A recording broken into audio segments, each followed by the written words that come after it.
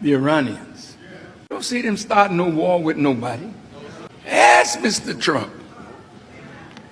In the history of Iran, show me where they attacked some other nation trying to take their wealth as you do, as America does. Show it to me. See, when you know the truth, see, can't nobody punk you unless you just want to be a punk. I know America's going to war, but it's a war, President Trump, that you can't win. Babylon is fallen. It's fallen.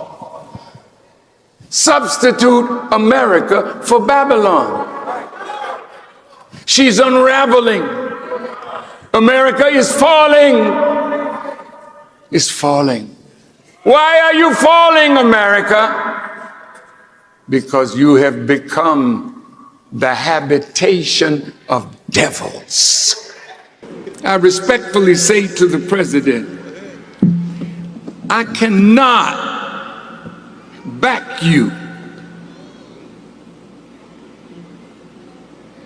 if you're going to send American soldiers to war to die because you want that man out of power and you're meddling in the affairs of his country. I don't think no young soldier should go. Just say, hell no, I won't go.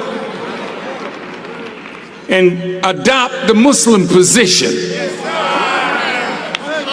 We do not believe that we who declared ourselves to be righteous Muslim should be engaged in wars which take the lives of human beings, especially when we have nothing to gain from it.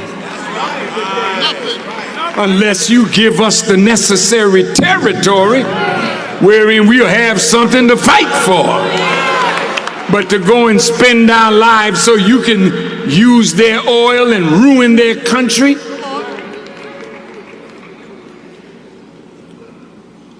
You got over the banking system. You are telling the banks the man got gold in England. He's asking for them to send some of his gold back so that he can turn that gold to feed his people. President sent word, you don't give him nothing. See, you're gangsters. Now, Mr. Trump, America is the modern Babylon. Guys, do you know that Louis Farrakhan has been one of the most surveilled, most studied, and most deliberately silenced voices in American public life for over 50 years? And yet, here he is, still speaking, still drawing crowds, still making governments uncomfortable. That alone should tell you, it should tell you something. And today we are going to sit with one of his recent addresses, and we are going to do what mainstream media refuses to do. We are going to engage the substance of what the man is saying, not the caricature, not the headline, the argument itself. Because dismissing it without examining it is not intelligence. That is just fear dressed up as confidence.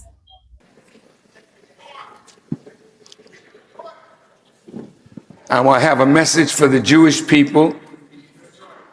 I'm not a hater. You can't find one word in the millions of words that I've spoken where I ordered somebody to hurt a Jewish person.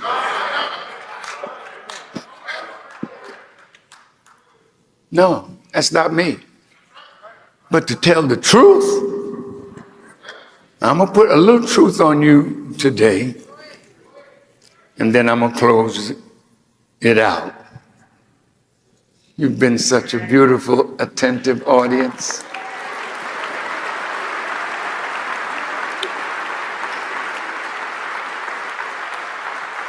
Now, Look at the scripture. Babylon is fallen. Is fallen. Substitute America for Babylon. She's unraveling. America is falling. Is falling. Why are you falling, America? Because you have become the habitation of devils. A hole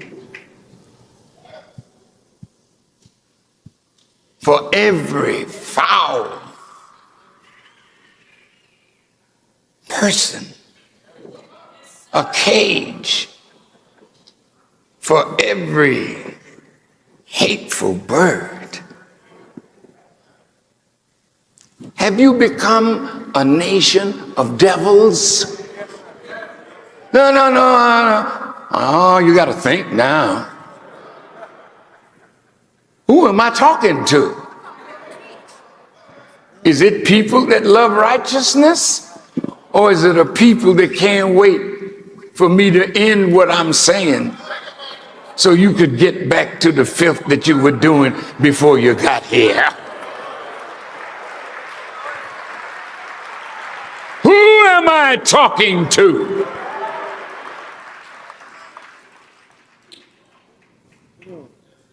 Mr. Trump, this country has become a habitation of devils. Everybody rebelling against God. Look at the 10 Commandments. Put them back up so I can help the people to see how wrong America is. I'm almost finished, family. But please, oh, now you got it. Now look, you shall have no other gods but me. Stop it. You can stop right there.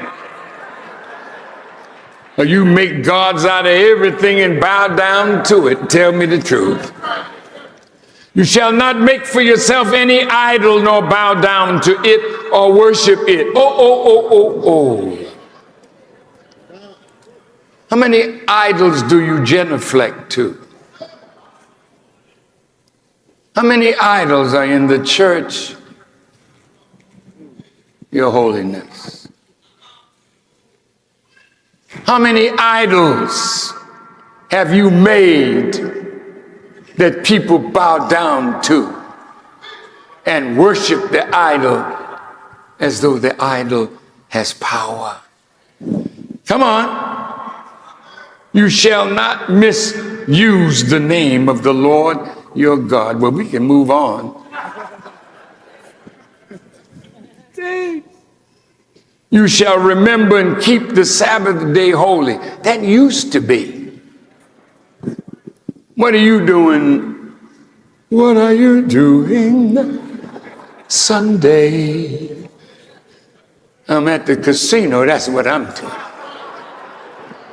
I'm watching the football game, baby. That's what I'm doing. You party ain't keeping the day holy. Respect your father and mother. Yeah, go get them out of the old age home. The minute your mama can't do for you anymore, you park her somewhere and don't give a damn about how mama's being treated. The same mother that brought you through fainting and pain into this world and cleaned your diapers and washed you. Now you can't go and wash mama and daddy in the closing days of their lives. What kind of children have you become? What kind of people have we become? Oh, Mr. Trump, you shall not commit murder. You took credit. Oh, yeah, I had the boys kill Qasem Soleimani. You sent the drone after him. How many have you killed? How many are you planning to kill? See, murder is your modus operandi. See, here I am now. You want me dead. And after today, you might want to speed it up. I don't know. But Mr. Trump, America has become a habitation of devils and a hole for every unclean spirit and a cage for every hateful bird. Hateful birds mean those that are in foreign countries. You in Wuhan province. I didn't know you were there. Now you got a little something that you want to bring home to America. Bad state to be in, brother, when you think you got friends and none of them are your friends. Because a hypocrite can't have a friend, because a hypocrite is a friend to nobody. Because he's a liar. She's a liar. When you are enemy of God, how in the hell can you be the friend of anybody? When God is the greatest benefactor of all of us, what right do we have to turn on God?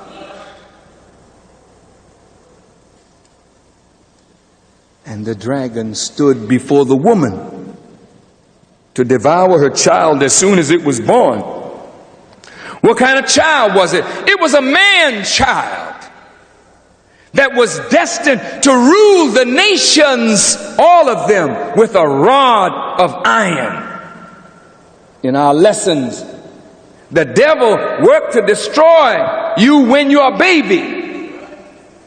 He's not going to let you grow into strength and power. Once he knows you're his enemy and you're a baby, he will kill the baby. That's why your babies are not doing well. Babies dying of AIDS, babies sick, babies being killed. But it's talking about you, brother, the black man. You have a great destiny. You don't think much of yourself, brothers, but you are some powerful men. All of you. There's not one of you that is not potentially powerful. The enemy knows this. So he stands before the apostle to devour the man-child, because he don't expect the woman to supplant him, but you will supplant the white man as a ruler. And that he never intends to see. So his aim is to destroy the black man, and particularly the black child. And that's why FOI class is so important. And that's why you must understand, brothers, that we are at war, even though you don't see a bullet being fired. We are at war, but the war is fought on this level now. They're after the men. Before you can grow from a child into a man, they don't want to see you become a man. Kill you now. They want no competition. And so, brothers and sisters, we have to look at the enemy within. The enemy that's on the outside, that you can handle. But the enemy that you got to really watch for is the dragon, sitting next to you posing as a Muslim. They've already spoken the word of disbelief and disbelief after their Islam, but they won't leave the mosque. They sit in the mosque and they come after every new brother and every new sister to poison them.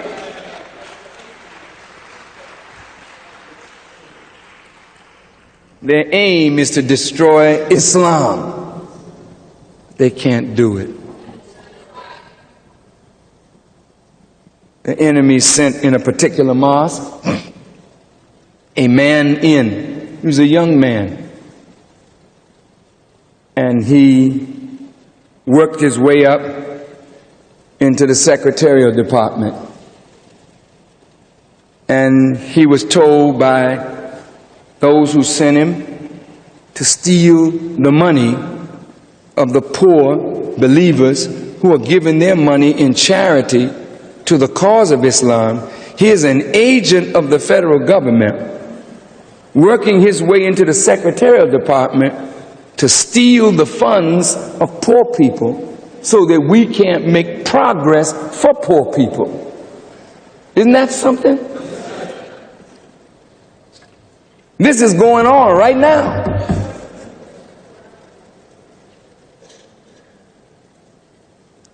So everybody in the mosque is not a Muslim, though they all say Assalamu alaikum. You got to understand that. Nothing wrong with that. That's just as it's written that it would be. You got people in here that are sincere, brothers and sisters, and you got people that are faking it.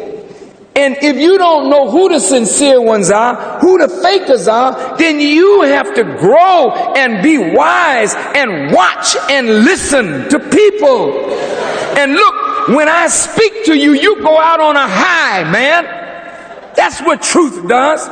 If somebody is talking to you on the spirit of the minister, they don't kill your spirit, they lift your spirit.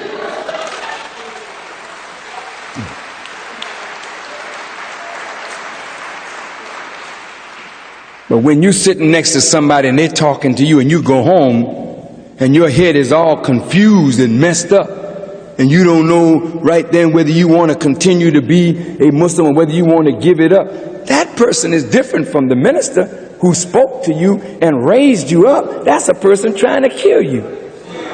And yet they say Assalamu alaikum and give you a big smile, maybe even loan you some money when you think you need it.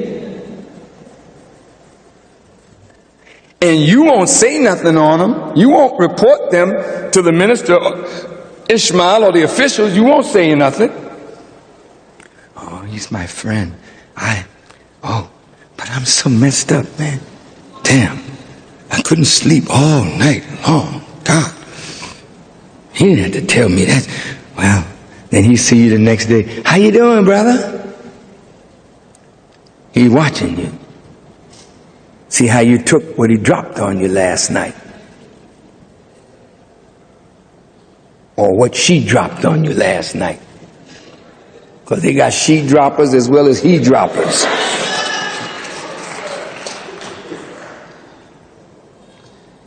If you're not wise, first thing you should do is say, well, I was well till I talked to this dude.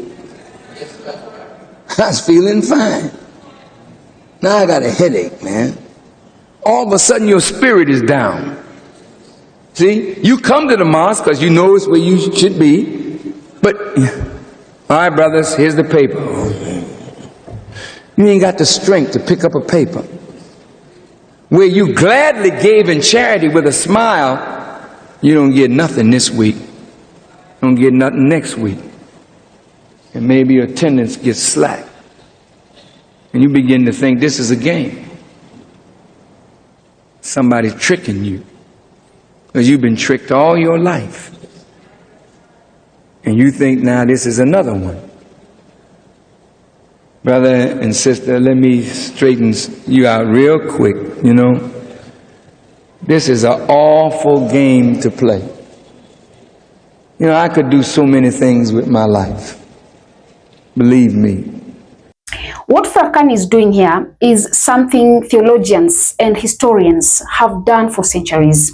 Reading ancient text as, living document. He's not treating scriptures as history. He is treating it as a mirror held up to present the moment. And when he places America inside the mirror, the reflection is uncomfortable. Why? Because the parallels are specific, not vague, not emotional. Specific. The political assassinations, the resource wars dressed as liberation missions, the moral decay running alongside military expansion. He is connecting dots that a lot of people sense but struggle to articulate. That is why this message travels, the way it does. Now, let me tell you why Farrakhan specifically makes power structures nervous. And it's not what most people think. It's not their theology. Plenty of ministers preach from revelation. It is not the critique of foreign policy. Academics do that every day in universities that receive government funding. What makes Farrakhan uniquely threatening to, certain interest is the combination. He takes the geopolitical argument, the racial justice argument, and the spiritual framework, and he fuses them into a single, coherent worldview that speaks directly to people who, have been given every reason to distract institutions. That is a powerful thing, and powerful things attract powerful position. Now, let us talk about the black soldier argument, because this is the part that, tends to divide people the most.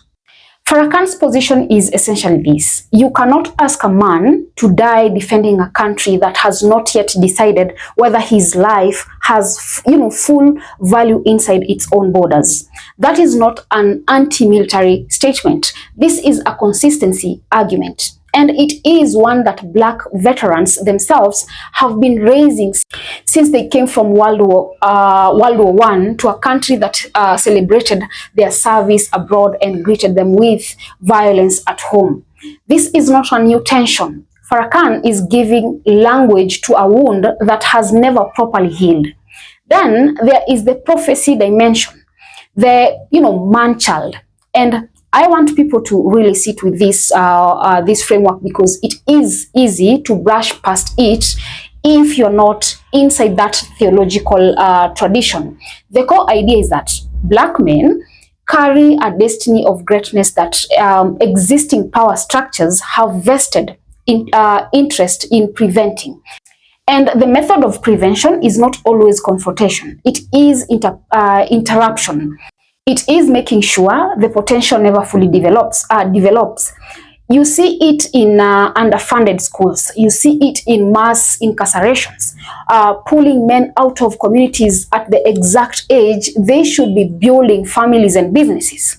You see it in health outcomes, in mental health access, in infant mortality rates Farrakhan references. Whether you receive that from a spiritual lens or purely sociological one, the pattern he is describing is documented. The data exists. And then there is the warning about internal threats. The infiltrator, the person working to destabilize the community from the inside. Again, this is not paranoia for anyone who has studied CONTELPRO. The FBI's own files, now declassified, show deliberate infiltration of black organizations with the express goal of sowing confusion, stealing resources, and destroying leadership. Farrakhan grew up watching that happen in real time. He watched it happen to Malcolm. He's not theorizing, he is remembering. Now, here's what I want to leave you with. Farrakhan is now in his 90s. He has outlasted administrations that, tried to bury him. He has outlasted media circles designed to reduce him to, a single conversational, sentence. And he's still giving addresses that require this level of unpacking. Whether you are a believer, a skeptic, or, somewhere in between, a man who has held this level of sustained attention for this long deserves more than, a dismissal. He deserves engagement. Agree with him, disagree with him, push back, but do it with the full argument in front of you, not a headline. That is what we do here, guys. And I need to know from you as well. Drop your comments below. Let me know your thoughts. And also don't forget to subscribe, like, and share as well. And until next time, bye-bye.